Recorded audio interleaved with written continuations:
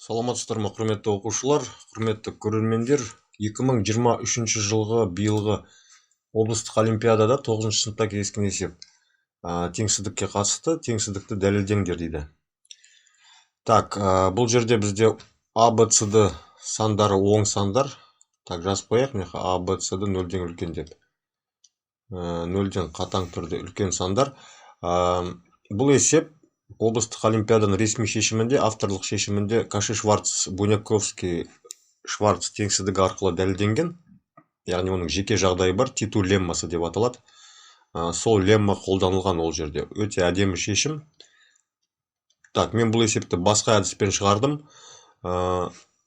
Енді Титу леммасы көбі оқушыларға таныс болмау мүмкін, бірақ орталар жайлы теңсіздіктер міндетті түрде білу қажет деп ойлаймын. Яғни арифметикалық орта және геометриялық орта арасындағы теңсіздікті пайдаланып шығарамыз. Так, сонымен бізде арифметикалық орта және геометриялық орта емес, гармоникалық орта. Арифметикалық орта үлкен немесе тең болады гармоникалық ортадан. Так, бұл қандай орталар? Еске түсіріп өтейік. Арифметикалық орта, мысалы, оң сандар берілсін бізде n сан. Осы сандардың қосындысын, мысалы, А1, А2 және AN-ші сан. Осыны егер n-ға бөлсек, бұл арифметикалық орта деп аталады. Бұл әрқашан үлкен немесе тең болады гармоникалық ортадан. Гармоникалық орта дегеніміз n бөлінген осы сандардың кері мәндерінің қосындысы, яғни 1 бөлу А1, 1 бөлінген А2, 1 бөлінген AN-ге дейін.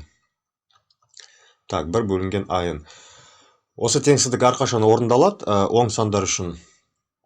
Теңдік қай жерде орындалады? Теңдік орындалады, егер барлық сандар бір-біріне тең болса. Так, жақсы, бұл бізге түсінікті болды.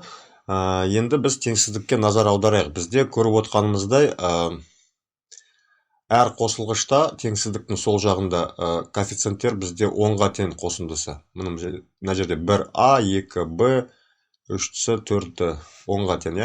Және әр сан қосындысы 10-ға тең, 10 рет тең кездеседі. Яғни коэффициенттердің қосындысы, мысалы, А мынақта 1, А мында 4, мында 2 және мында 3, сонда 10 болып тұр. Сол сияқты бұлар да 10, сылар да 10, дылар да 10. Яғни олар циклдық деп аталады, циклдық өрнек. Сонда бізге жалпы түрде, циклдық түрде мынандай теңсіздікті дәлелдеу керек, яғни. Так, мен оны жазбай қояйын, ол гармоникалық орта және арифметикалық орта бірден осыны жазайық біз. Қай қосылғыш үшін біз бұны пайдаланамыз? Бірінші қосылғышты алып қарастырайық, яғни 1 бөлінген А қосылған 2Б қосылған 3С қосылған 4Д деп тұр. Осы өрнекті біз егер осылай деп қарастырсақ, 10 санның қосындысы ретінде, яғни А қосылған Б қосылған Б, С-ны 3 рет жазамыз, және сәйкесінше Д-ны 4 рет. Сонда бізде 4 қосылғыш емес, осы қосындыны 10 қосылғыштың қосындысы түрінде жазуға болады. Енді келесі жиынтықты қарастырайық. Яғни 1 бөлінген А, 1 бөлінген Б-ны 2 рет алайық. Сол сияқты 1 бөлінген С-ны 3 рет аламыз. Сәйкесінше 1 бөлінген Д деген санды біз 4 рет аламыз. Так, сонда бізде осындай 10 сан берілген. Бізде мұнда барлығы 10 сан бар. Осы 10 сан үшін арифметикалық және гармоникалық ортаны қолданайық. Так, арифметикалық орта, яғни осы 10 санның қосындысы. Бұл 10 санның қосындысы неге тең? 1 бөлінген А. Так, егер біз 1 бөлінген Б-ға 1 бөлінген Б-ны қоссақ, бізде 2 бөлінген Б шығады.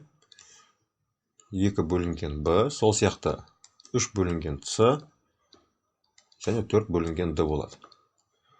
Осыны біз неге бөлеміз? Осылардың санына бөлеміз, 10-ға бөлеміз. Бұл арифметикалық орта. Бұл кіші немесе тең болады гармоникалық ортадан, яғни олардың саны 10-ға тең. 10 бөлінген, енді 1 бөлінген А-ны, 1-ді біз 1 бөлінген А-ға бөлуіміз керек. Так, мен мына жерге жазып қояйын. Мысалы, 1 бөлінген 1 бөлу А. Бұл неге тең? Бұл 1 бөлінген А-ның минус 1 дәрежесі деген сөз, яғни А-ның өзіне тең деген сөз. Сонда бізде А-ның өзі шығады. 1 бөлінген Б, 1 бөлінген 1 бөлу Б. Ол Б-ның өзі. Және бізде 2Б болады сонда. С-ларды жазып шықсақ, сонда 3С қосылған 4-ді. Міне осындай теңсіздік бізде шығып тұр. Түсінікті, яғни осы жерден мынаны жазатын болсақ, үстін, яғни 1 бөлінген А қосылған 1 бөлінген Б, 2 бөлінген Б, қосылған 3 бөлінген С, қосылған 4 бөлінген Д. Сонда бұл үлкен неместен болады. 10-ға 10-ды көбейтіп жібереміз. Сонда 100 бөлінген А қосу 2Б қосу 3С қосу 4-ді. Жалпы осымен теңсіздік бізде шығып тұр.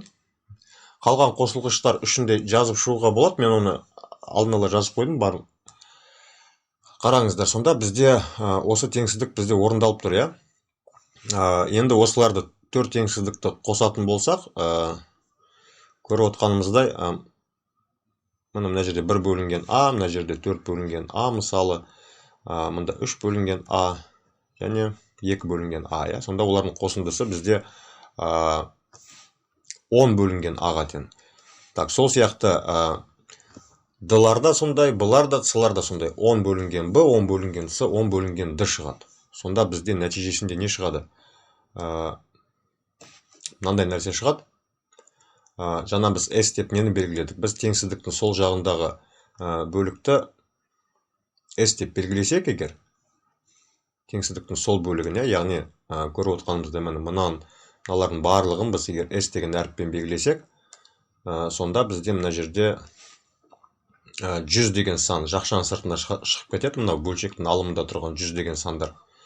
Сонда жақшаның ішінде S деген сан қалады. S деген жаңағы қосынды. Мен оның барлығын жазып отпау үшін S деген әріппен белгілей салдым. Мынау қосындыны мен S деп белгіледім. Түсінікті, Сонда бізде 10 бөлінген А, 10 бөлу Б, 10 бөлу С, 10 бөлу Д, ол 100 S-тен үлкен. Яғни 100-ді жақшаның сыртына шығарып жібердім. Сонда бізде 10-ды жақшаның сыртына шығарамыз. Мына жақта 10 мен 100 қысқарады. Сонда бізде нәтижесінде S кіші немесе тең 1 бөлінген 10. Және осы қосынды 1 бөлу А, 1 бөлу С, 1 бөлу Д. Түсінікті, яғни бұл есеп қарапайым арифметикалық орта және гармоникалық орта арасындағы теңсіздіктер арқылы осылай өте оңай жолмен шығаруға болады.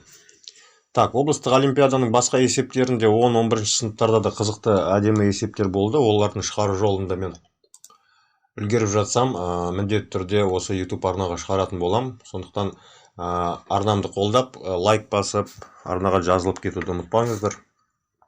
Сау саламат болыңыздар.